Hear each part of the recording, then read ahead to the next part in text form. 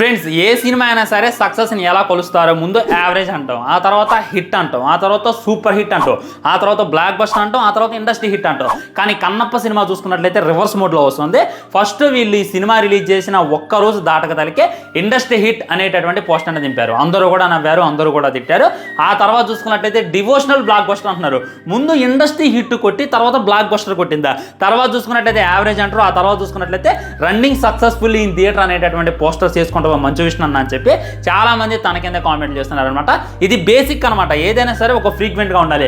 ఈ minimum knowledge లేనటువంటి వాళ్ళని నీ ఎడిటర్గా పెట్టుకొని నీ పోస్టర్స్ని ఎలా డిజైన్ చేస్తున్నావు అని చెప్పి కూడా చాలా మంది కామెంట్ చేస్తున్నారు. నేను కన్నప్ప గురించి ఒక్క ముక్కలో చెప్పాలంటే సినిమాకి పెట్టినటువంటి పెట్టుబడి 200 కోట్లు, ఇప్పటిదాకా 30 కోట్లు మట్టిగా వసూలు చేసింది. ఈ విషయం నేను చెప్పట్లేదు, గ్రాక్ చెప్తుంది. గ్రాక్ చెప్పిన కథనం ప్రకారం వారం రోజుల్లో 30 కోట్లు వసూలు చేసిందంటే ఇక మిగిలిన డేస్లో 170 కోట్లు వసూలు చేస్తుందా? వసూలు చేయదు. కాబట్టి ఈ సినిమా ఫ్లాప్.